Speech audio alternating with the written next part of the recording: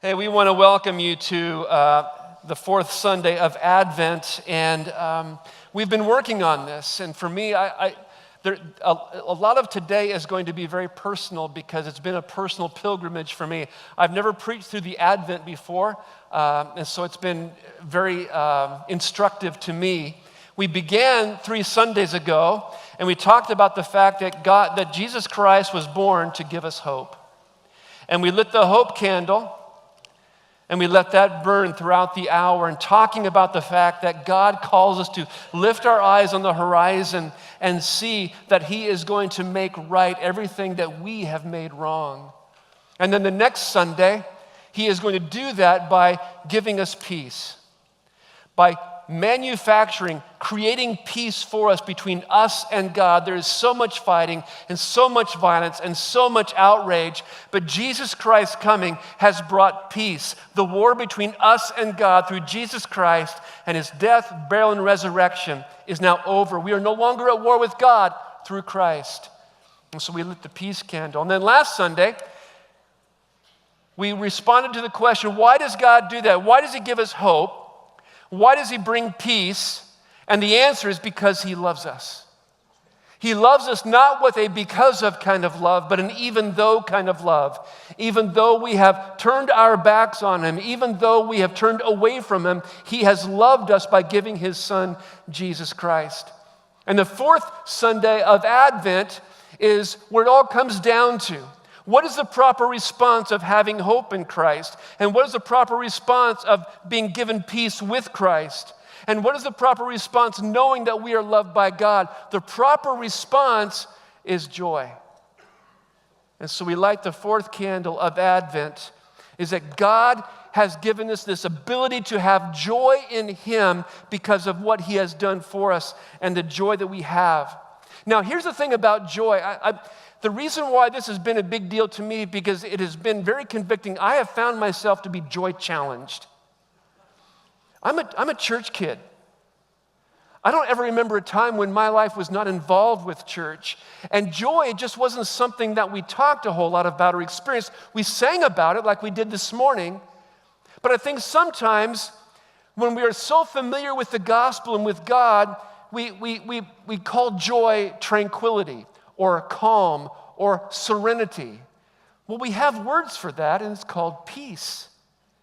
But joy is something else. And I just want to, right out of the gate, tell you what I'm thinking when it comes to joy. And this is something that I think is going to resonate, I hope, today and tomorrow, is that joy isn't joy unless there is laughter and fun. Joy is not joy unless there is laughter and fun.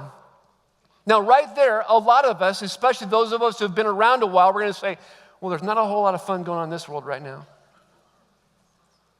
Politicians, violence, laws that hurt people, countries at war, refugees fleeing for their own safety. There is nothing going on in this world that is worth even looking about and thinking about. How in the world can you talk about laughter and fun in the midst of all this oppression, and amidst all of this depression, and amidst all of these pains and hurts and outrage? Well, I would say this. If you want to be a true disciple of Jesus Christ, then we are constantly striving to position ourselves in a position of joy, where we have these pockets of laughter and fun. Do you realize that the God that we worship, the God of the Bible, is a God of joy? Not inner quality, inner tranquility or serenity or calm. He is a God of peace, but he's also a God of joy. We just spent the last fall, if you're visiting with us, we just spent the last fall in the deep weeds of the minor prophets. And it was heavy because we talked so much about God's judgment and God's wrath upon his rebellious people. But each Sunday we talked about the heaviness of God's anger and God's wrath against rebellious people. There was always a glimmer or a sign or a promise of hope, of love, of peace. And then when we came to the mysterious book of Zephaniah, quite possibly the most famous verse of all the minor prophets we touched on, but we never really landed on it. Well, this morning we're going to touch on it and hopefully go a little bit deeper with it. But it's Zephaniah chapter 3, verse 17, and it says this: "The Lord your God is in your midst, a mighty one who will save. He will rejoice over you with gladness. He will quiet you by his love. He will exult over you with loud singing." That is the God that we worship. We worship a God who is in our midst. That is Christmas. God with us is that God has come with us in our midst. And he is a mighty one to save. He is mighty enough to take everything that's wrong and make it right. To take everything that's at war to make peace. He has done that through his son, Jesus Christ. And then on top of that, it talks about what he does. He will rejoice over you with what? Gladness. We worship a glad God. With gladness, he rejoices over us. He will quiet you by his love. He will exult over you with loud singing. The picture that I have of the God who created, this God that we love, is this God. He is the God who goes on the dance floor and drags you and me out by the hands and swirls us around, laughing, enjoying each other. He is a God who is He is a God who is the first one in line of the conga line. We thought about doing that today, but I like my job. But he is this God. He is this God who rejoices over us. He is a God who knows joy. He knows laughter. He knows fun. Why? He invented it. He created it. And so he is a God who dances, a God who sings. And this might be very, very difficult for some of you, but I'm just going to say it. Are you ready? The door's closed. God is not a Baptist. I know, blew me away too. God is not a Baptist. He is not a God that looks at you with his hands down by his side and says, yeah, there they are. He is a God who exults over you. He is a God who sings over you. He is a God who drastically and diligently loves you. And then, yes, again, there are those moments when we say, yeah, but this world is messed up. My life is messed up. My marriage, my children, my body, my addictions, my sins, they're all messed up. I have made of my world something that is not joy-filled. And that's why we have the promise of Christmas. What was it that the angels said to the shepherds? Fear not, for behold, I bring you good news of what? Great joy. I'm thinking on that night with the angels and the shepherds involved, there was a whole lot of laughter, a whole lot of fun. We got to go and see this baby. And can you imagine, there's no scripture that says this, but can you imagine what the shepherds were doing as they were leaving the manger scene, as they had seen the baby Jesus? What were they doing? They weren't talking in King James. Oh, forsooth, we have seeneth the Son of Godeth. Blessed be us. Noah says, man, did you guys see that? Something is going on. And one of them says, I know, I think he smiled at me. No, he was just filling his diaper. No big deal. No, but it was all this joy, this good news of great joy around the Christmas season. But I know, we think, okay, the angels are bringing this, but wasn't Jesus a man of sorrows and acquainted with suffering? Doesn't the Bible say, turn your mourning and your laughter into mourning and your joy into gloom? Wasn't it Jesus who looked out over Jerusalem and wept for them? Yeah. Jesus was a man of sorrows, acquainted with suffering. Yes, the Bible in a different context says, turn your laughter into mourning and your joy into gloom. It's in the book of James. And yes, Jesus did indeed look over the city of Jerusalem and he wept for Jerusalem. But keep in mind, Jesus was the perfect man, meaning that he had all of the attributes that were intended for a perfect person to have. Is it such a stretch for us to believe that one of the reasons why children love to be around Jesus is simply because he got down with them and made faces with them and made mud pies and played tag with them, or the Jewish version of duck, duck, goose, or whatever? Is it such a stretch that Jesus would do that and the kids loved him? Is it such a stretch for us that when Jesus was down in the Jordan River with his friends, as they would frequently do, that every once in a while he didn't just splash Peter? Is it such a stretch for us to think that the creator of the universe that created laughter and fun by his own power and his own volition actually experienced laughter and fun? Or do we think that Jesus walked around talking in Gregorian chant in this monotone with incredible hair product who is nothing like any of us? No, we worship a God who came into this mess and he brought with him joy, laughter, and fun. This is the God that we worship. He gave us this hope of the future, these promises that he has fulfilled and will fulfill. And with that, he has provided for us in the here and now.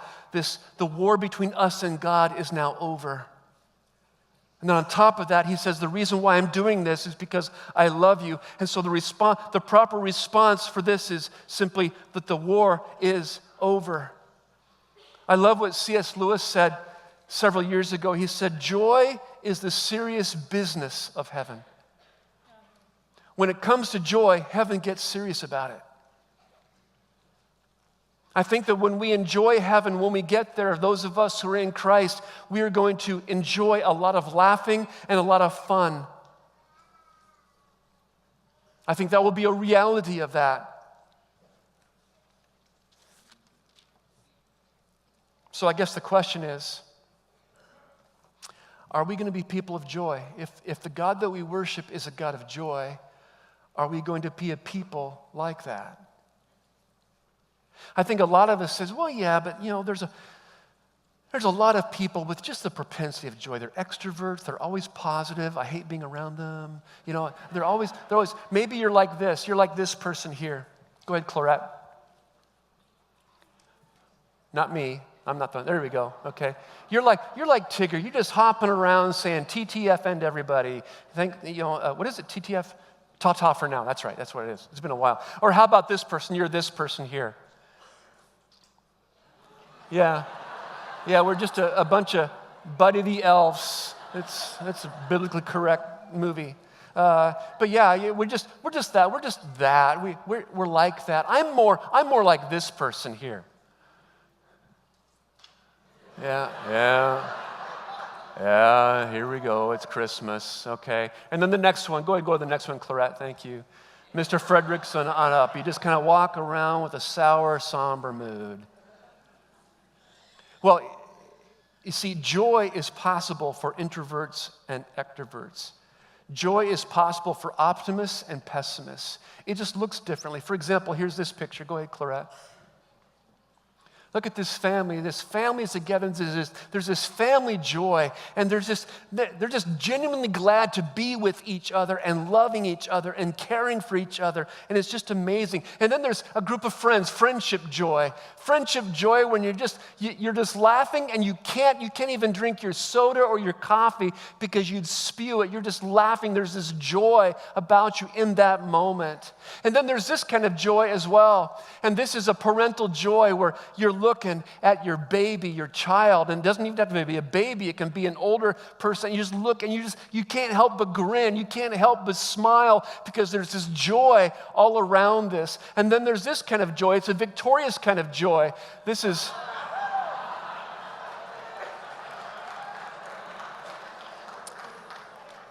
an old picture. But maybe you've been in circumstances like that when you've won something, your team has won, and you just dogpile and you're just overwhelmed with joy and laughter and fun. And then there's this touching kind of joy that we see here where this little boy is hugging his dad who's been away in the service for a long time. And look at his face. He says, "Do you see him? Do you see my dad? This is my dad." So joy can look differently for all kinds of different people. But this is a question I want to ask you. And don't answer out loud. You don't have to. Did Pastor Brian telling jokes bother you? Except that they were really bad jokes. They bothered me. When we first started talking about this, that while we're handing out the suckers, we're going to have one of our pastors tell jokes, and it won't be Brian next year. But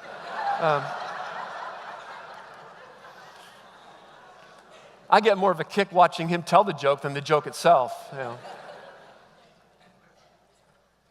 But it bothered me. I'm a church guy. I go to church, and I don't think I've ever sat in church where you laugh just for the sake of laughing, where you have fun just for the sake of having fun. And so what bothered me about the jokes is that I was bothered by the jokes.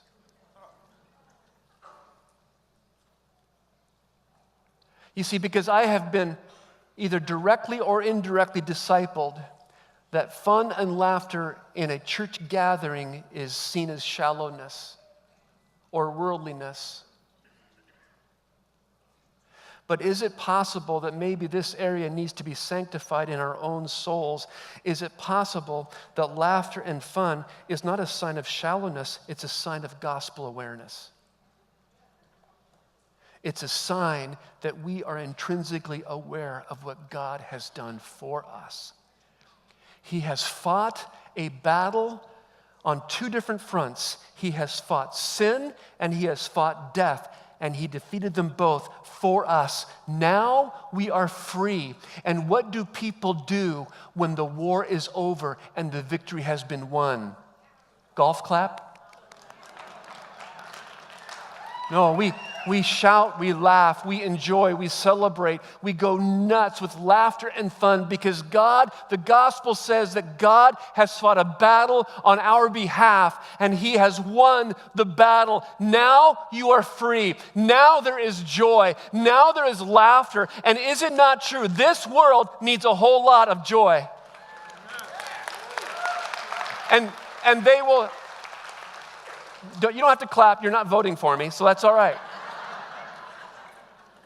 But that joy does not come in politics. That joy does not come in finances. That joy does not come in success. That joy comes in December and ends the 26th. The joy that Jesus Christ infuses in us is this reality that he has done this for us. And we are free. We are no longer slaves to sin. We are now free to be able to love God and be at peace with God. Now I want to pause just for a moment, because I recognize that there are some in this room right now, and you are overwhelmed by the darkness of depression. And all of this joy talk is just driving you deeper and deeper into the darkness. I want you to know, I'm not talking about you. I'm talking about my own soul. But what you're experiencing is a different kind of darkness that some preacher just says, hey, go out there and be joyful. You would love to. But you're overwhelmed by this darkness. I want to suggest to you 4 things, if that's you. First of all, this isn't first, but I don't want you to go deeper in the darkness. Number 1, I want you to draw near to Christ.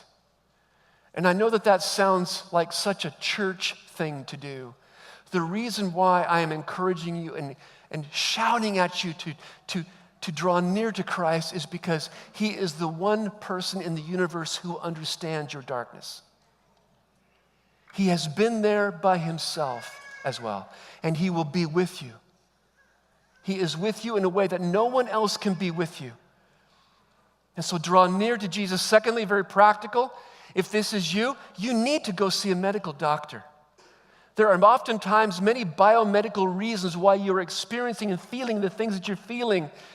And so go see your doctor and get all the tests that you can do to find out maybe there's a biomedical reason. And if there is, then there's a biomedical solution to that possibly.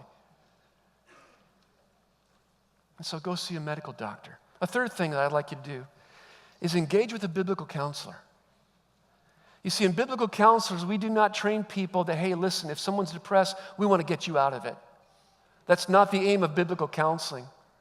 The aim of biblical counseling is you're depressed, we want to be with you in it.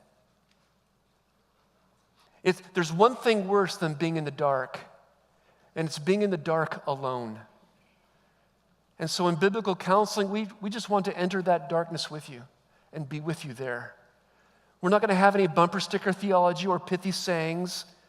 We're not going to beat you over the head. You're not the hammer in the Bible. You're not the nail in the hammer is the Bible. We want to be with you as a friend would be with a friend in that darkness. But then fourth, and this might seem kind of weird, I want you to join a community group. Jesse, are you in here? Somebody? January 13th, is that right? Okay, January 13th, we're having, I should have checked with you earlier, sorry. January 13th, we're having sign-ups. And the reason why I want you to be in a community group if you were overwhelmed by depression is because much of depression is exacerbated by you talking to yourself so much. You being in your own head, microanalyzing every move and why you feel the way that you feel. And so when you get with a group of people on a regular basis, you will also be encouraged to be thinking about other people and their situations. Will that take away the depression? I don't know, maybe. But guess what happens in community groups? Guess what happens when you get with a group of people who are like-minded around Jesus? You know what happens? There will be pockets of laughter and fun. And again, that may not cure your depression, but it will give you rest from it for a season. So join a community group. Now, for those of us who are legitimately joy challenged and it's just because we're ornery and we're contrarian and I don't care what Craig says, I'm not going to experience joy, let me give you some suggestions about what you can be able to do. And these aren't going to come up on the wall, so just write them down if you'd like. How can we position ourselves for joy? Well, I guess it does come up on the wall. Good. Number one, think deeply about the gospel. Think deeply about the gospel. Think about it. Don't make this moment on Sundays the only moment when you think about what Jesus Christ has done. Now, this might be where someone will say, well, I think about the gospel, and every time I do, I feel so guilty and so shameful. May I just say this? You're not thinking deep enough. That guilt and that shame is not there for God to beat you over the head. Whatever guilt and shame you may feel is meant to take you to the cross. Because at the cross, you are met with mercy, you are met with peace, you are met with forgiveness, you are met with restoration. And so if there is some sin that you are in, confess that, repent, and be forgiven, and accept the mercy of God and the restoration of God. It was very expensive for you to enjoy forgiveness. It cost Jesus his life. And he has provided that provision for you. He has paid for it with his own blood, that you can be able to enjoy forgiveness and peace and mercy from God merely by coming to Christ and confessing your sin. Enjoy that. But then number two, choose this moment instead of the next moment. We do that a lot, don't we? Especially moment creators. If you're a planner, I'm married to a planner. All right, and what happens so often is that we can be in that moment, and because we're in that moment, we're thinking about the next moment. And once we're in that moment, we're thinking about the next moment. That may have happened to you coming in here. When you came in here this morning, you're thinking, okay, when are we going to be done? It starts at 10. When will we be done?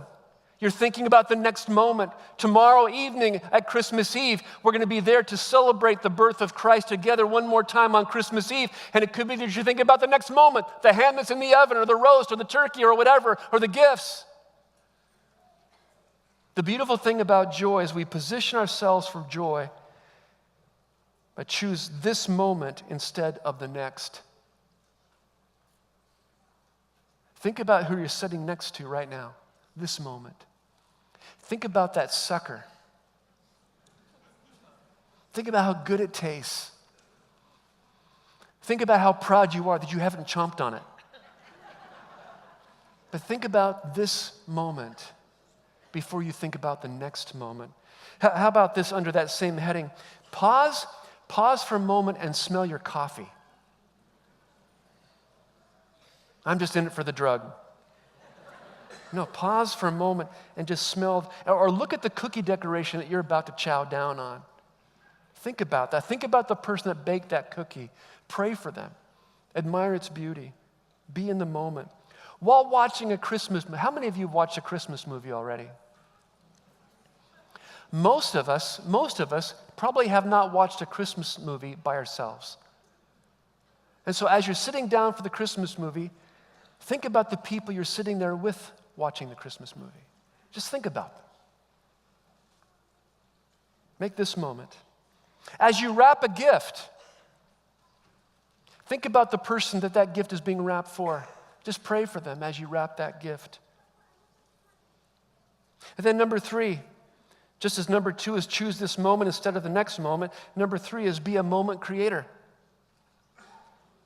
Be that person that when your family, you do something that makes that moment even more of a moment, that forces the people to not think about the next moment or the last moment, to be in this moment. Kidnap a friend, for example, and take them to dinner and a movie. Just take them by surprise. Hey, come in your pajamas, I don't care, we're going. Surprise everyone with a really cool treat right before the movie starts. They didn't know it's coming, and you bring it out, and you just do that. Surprise a young family that you know in your neighborhood with free babysitting while they go out for dinner and a movie. How about this?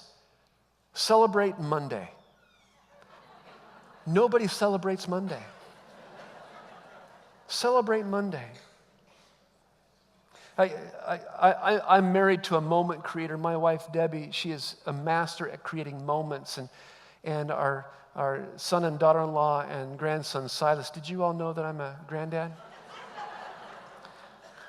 Well, they came and they've been with us for the last couple of days, and they'll be with us throughout the holiday. And I got up early yesterday morning and, thinking that I was going to tiptoe around and walk by Silas's room, and he was already up. And so I got a chance to pick him up, and he was just waiting for me. He was looking at me, and it was this moment that I just treasured so much. I picked him up, and he had filled his diaper, so I gave him to his grandma. Because I wanted her to have a moment too. I'm a giver. But those kinds of things happen around the holiday, and we lose them because we're always thinking. So be that moment creator. Number 4, and this is very serious. I've been doing a lot of reading on this one. Limit technology in your home. There is now all kinds of data out there is that technology, smartphones, gaming, it's the new addiction. And like all addictions, everybody thinks they can manage it until they can't.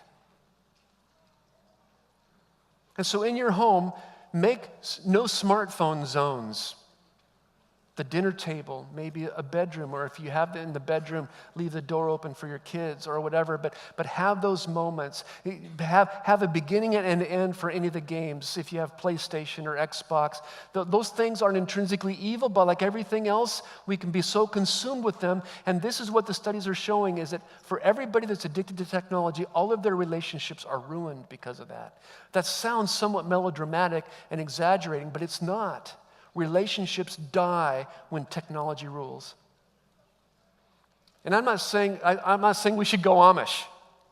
I love my smartphone. I am so grateful for it. What I'm saying is, like everything else, we need to manage it or it will manage us.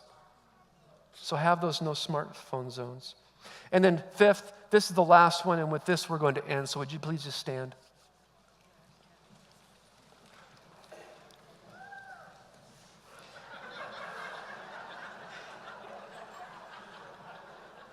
You're welcome. This is the last one. Come to Christmas Eve. This is one way that we can be able to be joyful together. There is something about being in a room. I love these one service Sundays because I know that you are out of your place in your pew and you just can't worship. The word's going to fall in, all that kind of, but there's something about that when we're together. And so tomorrow night is part 2 of this sermon because we need to work on joy. And so we're going to do that together, and we hope you can come 4 o'clock tomorrow.